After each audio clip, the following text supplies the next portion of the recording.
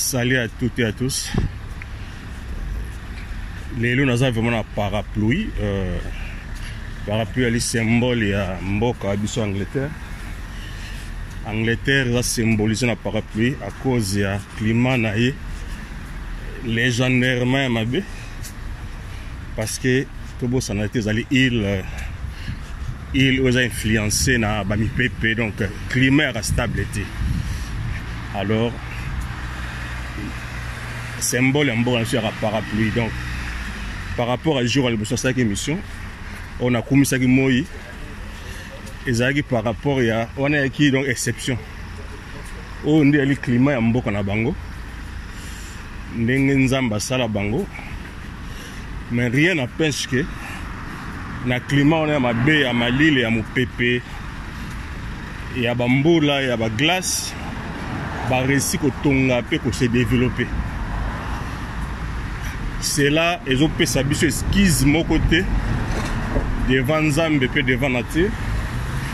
Il y a que comment toujours souffrir. C'est-à-dire tant au biche na kishasa tant tout le cola.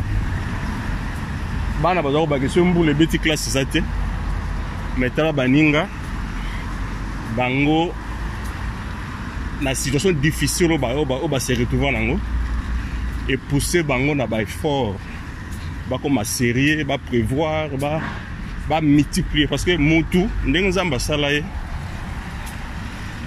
azana ba capacité illimitée. Nde balobaka soki mutu aza na liboko moko aza liso ou aza aveugle à développer sens na ye ya koyoka. Alors biso apparemment Congo Dieu nous a tout donné mais aider biso penate. Bon, nous ne pouvons pas blâmer Dieu parce que tout ce que Dieu fait est bon, mais il faut tout blâmer biso moko parce que jusque là, on doit comprendre pourquoi Mboka na biso 60 ans après ils ont bongaté. Des groupes par-ci par-là, Moutra Bimbisi ma théorie na ye, oh empêché même Mboka de progresser. Mindele na siècle, on va bien dans la siècle de lumière, dans Moyen Âge, siècle de lumière selon Bango. Et ça qui période où l'air penseur. Bah développer bah théorie génération actuelle et mettre en pratique et bah progresser. Pendant ce temps-là, biso d'un côté, il y a un groupe de gens qui disent que non, Congo est bongaté parce que il faut tous zonger la sur Bokoko. De l'autre côté, bah bien nombo comme Mobimba et ils ont et Sambela ils jouent un pardon alors que bah Bossanike Congo a théocratie, Congo a Israël et avant Jésus. Mais pourquoi se fait-il que alors bateau bandimara hésité, mais pourquoi et si ka bateau yo baza baté bazo progresser. N'oublions pas que bateau tout le monde allait ba sambela to yo. Évangile kotaka avant même si ba prengu après Batika n'a pas principe biblique parce que la parole de Dieu elle est tellement vraie, tellement parfaite. Ceux qui ont appliqué même un verset, Dieu qui est fidèle à sa parole à quoi accomplir rien. Ceux qui ont pratiqué un principe de la parole de Dieu, au commun est fait la parole au wana. Tu peux être un païen, au pésidim, au que nous la terre parce que vie éternelle, c'est croire en Jésus-Christ. Mais ce qu'on dit bien, on applique le principe de la parole de Dieu. La parole de Dieu qui est parfaite, qui a été éprouvée. L'esprit des Saint-Esprit est confirmé parole wana. Alors, Mindele applique le principe où la justice élève la nation. Mondele a justice na mboka na ya sérieux. C'est vrai Congo a tellement gâté, nous avons tout. Et rendre biso paresseux. D'un côté, le Congo est victime, il y a complot international. Bazo a richesse tout. Mais Toboïté, admettons que Bazo a 90%. Mais le peu qui reste là, ceux qui sont bandits d'abord, il y a qu'à gérer bien, il y a qu'à la transparence, il y a qu'à faire équitablement. Notre condition est qu'on s'arrange parce qu'il y a d'autres pays sous les cieux, bazan a pas opportunité en Angleterre. Bater comme ça soja, monsieur bater caca, chocolat, cacao. Mais bazo vivre quand même décemment. Niveau à Congolais, bazo vivre. Ça n'a rien de spirituel. Ça n'a rien aux ongles de Bokoko. Ça n'a rien que Congolais Mubimba. Bazong de Nzambe na netanga ba Néhémie. Ezaka ke batu bacha sérieux. Bacha justice. Kaka ndenge mupepo ya ekoti na mboka ya état de droit. Peuple a s'accaparer nango. Parce que mboka ebongaka na ikolote. Ba mouvement nyonso ekoko bongisa mboka. Il faut outa na C. C'est-à-dire peuple ndé a comme à contrôler Bakonzi. Il n'y a aucun président du monde hasard Moutumalam. Preuve en est basala système ou bien communication ou relations publiques. C'est-à-dire engager l'agence de communication pour n'avoir couvrir pour tromper. C'est-à-dire en un mot, système de communication, comment faire passer leur tactique, leur politique ou tromper. Mais il faut babanga kande niveau éveil. Donc démocratie ou kobonga mboka ou état de droit, ils ont dépendent de la peuple état rotika ko akoyebake mboka des biens du pays ya batu nyonso akobunda pona ye et non pour na ikiri moko ako défendre d'abord intérêt na ye d'abord et puis mokonza mboka ou n'importe quel dirigeant tant azo gérer bien public azo banga peuple wana moyibi na bagelo mo toujours bakozwa Gentilin Ngobila wana ou n'importe quel dirigeant congolais le plus voleur ce bâti a géré ville à Manchester marambo basala biso ba osala ngote. Pourquoi? Parce que on se retrouver face à un peuple mûr, à un système moyo, marambo basala ngona ba osala wate. Tout comme ce Bazupé, Motorola Donald Trump ou George Bush, bâti a dirigé le pays Afrique, alors comme un dictateur. Donc démocratie ou kobonga mboka, ils ont tendé na clairvoyance, mismakasi la population. C'est ça. Donc 60 ans après, na obengana ba chrétien à Congo. Ba bima na prison d'abord parce qu'il faut 60 ans après il faut progresser na processus d'indépendance. Ba to ba ki indépendance exacte. Moi je peux dire oui et non parce que indépendance est un processus. Oyo ba le monde ba sala toko ko nia ngotena ba kasavu ba pesa biso indépendance. Mais indépendance et kendaka oko perdre yango okokipe ko bungisa yango ya lokola ndenge Christ a sala a libéra biso azoba toujours mutoko komizongisa mon esclavagisme. Christ nous a donné la liberté. Mais ceux qui y ont au fond les portes, tu peux te retrouver encore avec l'esclavagisme. Donc, indépendance c'est un processus. Dans le monde, on va appeler ça biso. Indépendance, on va bien garder façade. Mais, biso ko progresser. C'est-à-dire, ceux qui t'ont bandit d'abord, pour les lots, ils vont faire face frontalement à l'Occidentaux. Ceux qui ont géré dans le peu. C'est-à-dire que Kangi, tu coincé des voleurs, toutes les inégalités aux Mboka, comme on a vu mon un peu à bien. Et après cela, tant comme un peu fort, nous devons quand même koloba devant, koko maintenant qu'on revendique ma ramusus. D'abord étape tous en ango. On peut d'abord accepter d'autres choses, mais tout gérer na nous bien au tous en ango.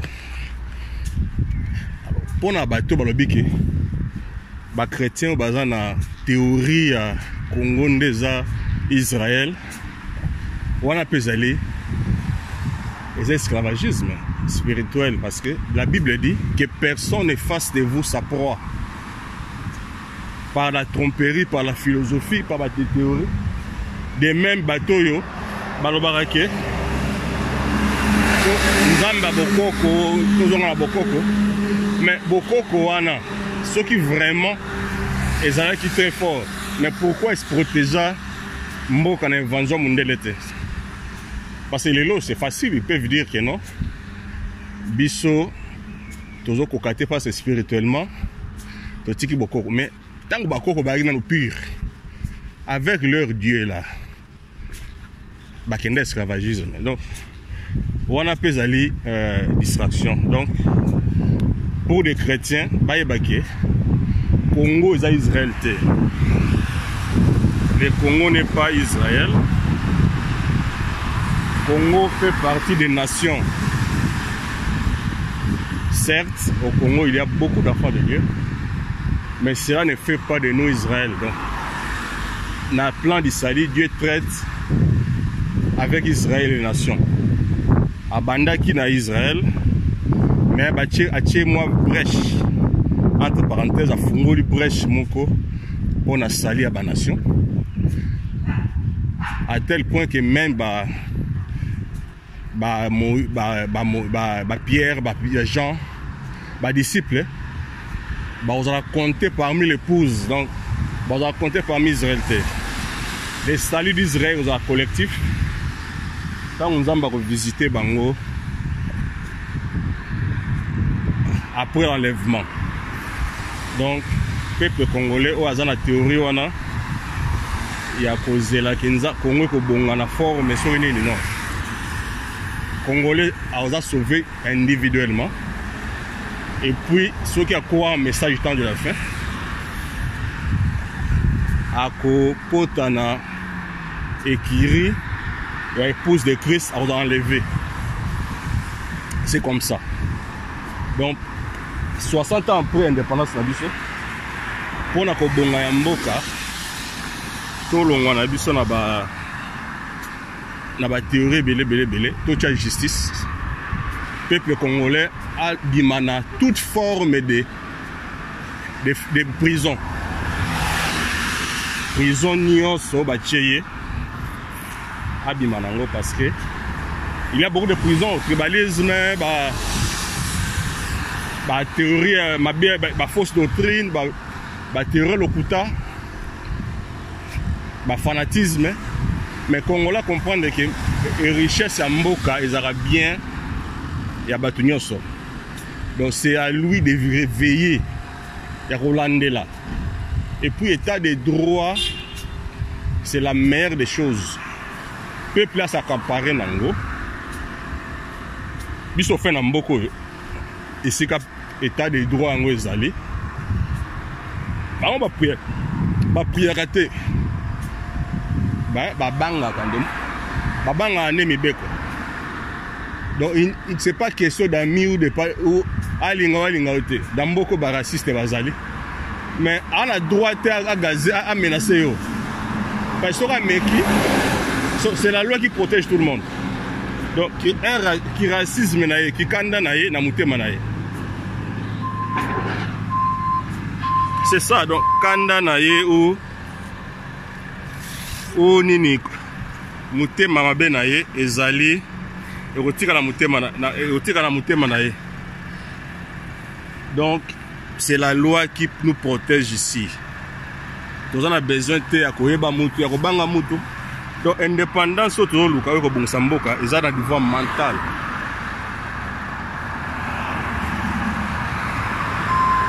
Eza na niveau ya mental na biso. ils sont des peuples ndé, c'est-à-dire la libération où tu as na coloté, où tu as na C, la base, le peuple ndé à comprendre que ce qui est état de deux côtés, et ça pour la bola monaye. Awa on a besoin de quoi ba, ce qui général boy, ce qui moi na ministre boy, ce qui nani non, c'est-à-dire mutu na mutu. Azo bunda pour l'intérêt na yé. Intérêt na yé. Politicien tangazo ya pana yo. Ozo voter par rapport à programme na yé. Ozo intéressé yo. Donc c'est eza elamora bien nenge patuto a Congo bangu kuganga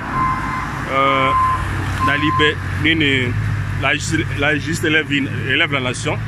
Donc yango de vraie théorie. Parce que mboka est bon en théorie. Pour te avancer dans la théorie. La grande pensée est Batsaramboka. Nous avons passé beaucoup de temps dans la théorie à Papa Wembala Nyarkos. Il y a Sap, il y a ma mère Malou. Et Mimi, bon, et puis si tu as courage, il y a poto beaucoup, mais ils ont qui limité. Alors, le peuple congolais, la théorie, la justice élève la nation. Wana Pinza, moi je pense que et comme Mamboka Musika. Donc Mboka est vraiment clair. Mboka est vraiment clair. Donc population a Zouango sérieux et l'autre est bon ici pour tout Angoana. Donc ils ont Ango ba idéologie BLT. Donc et l'autre est bon ici pour tout. C'est pas que Basambela Bangonyoso. Certes, dans ce pays. John Wesley, nous les chrétiens, nous continuerons à faire notre devoir parce que la Bible dit aussi, priez pour votre pays, car votre bonheur dépend. Mais, mais l'État Moussala Nayali pour réguler tout le monde, pour gérer Batunyoso. Donc l'État, la population, l'état de droit. L'état de droit est vaste. État de droit, ils ont arrêté les politiciens et qui riment non. 60 ans après, état de droit et l'OBP, Moutou Asali Moussala vivre à Moussana, par exemple, artiste, piraterie. Donc, peuple, ceux qui, tous les peuples, Mouni Bakangi Kamere, Batou Moussoussou, et aussi la Bangoneti, Mawa, tu vous voyez. Donc, il faut peuple, tant que ceux qui peuple a rejeté l'Okowana, Marambero Bonga. Donc, même la piraterie, état de droit veut dire, état de droit, taxe au foot, Congolais, c'est pour l'état de droit, ils ont le mot ya mbeli à minumi balé. Donc, certes, au foot tout bien, mais na Congo, nous avons une voiture na balabala, makambuana na état de droit et aux assutés. Donc, il faut foutre ma parking, il faut foutre ma bébé. Et l'État a comme le col en attendant il y a Joseph Nenga foutu Saraba en Égypte Mbongo ba taxe il avait acheté tout l'Égypte. Donc état de droit l'État ndé azozoa donc ba contribuable officiel, c'est-à-dire aux fout à droit na yo fout à taxe et puis aux autres de la gestion. C'est ça l'état de droit.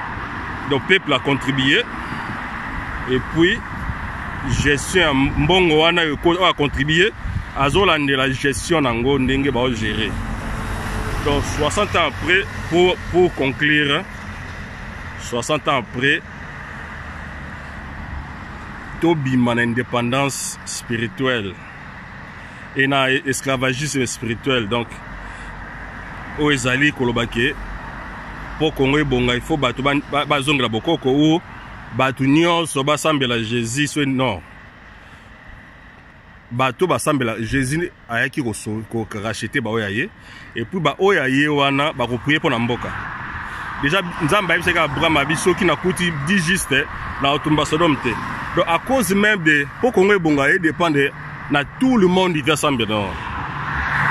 Ces monde ceux qui ont résisté les lots, ceux qui ont monde c'est à cause de nous biso ba nzambe ba croyants ne ba eli donc à cause de, grâce à nous, des ambazo kangakanda naye parce que déjà mon kilo ils ont déjà réservé pour les faits. Mais ceux qui demandent résistent, c'est grâce à notre présence. Donc je peux aussi dire pour le Congo, déjà le fait que il y a Bananzambe la Congo wana et dans l'enlèvement samité Congo ils a épargné déjà sur le plan il y a attaque spirituelle mais na makambo etali ko bonga te za faute ya biso moko toza mibi toza sérité toza jouer na mboka na biso moto ayibi bayembi na nzembo peuple akomisie apesi peuple ba polo ba 1000 francs donc peuple en esclave. La Bible dit ceux qui héritiers à un enfant à différents esclaves. Donc peuple congolais normalement il faut vivre de quoi là-bas Qatar. Même plus que Bango parce que Congo n'a bon et belé. Bis to vivre to même pas envier quoi ya poto congolais à muto vivre de quoi Qatar normalement. Donc on a battu à Qatar. Mais le quoi là toi nous esclave mentalement. Tu as droit à bisoter, il y a un moni, tu as le quoi là enfant, esclave. Donc dans ton colis, tu as le alors tant peuple congolais au cola, n'est déjà comme il revendiquer état de droit wana, comme la Bible dit que c'est la justice qui lève une nation, Congola Bunda a fongola mis sur la droit na ye, a contribué puis a foutu attaque pour congolais puis qui tire à contribuer toi dans l'angote. Donc autant tu as contribué, tu as landé là pour ça comme banga biso. Alors tout ira bien. Nous avons pas mbola mboka. Donc Congo zango sous malédiction te. Ezaka ke tozo appliquer principe capitalité. Mboka za bien. Bananzai bazakuna. Dieu est avec nous. Bonne fête d'indépendance encore. Nous avons pas mbola biso. C'est votre frère Barley. Merci. Bye.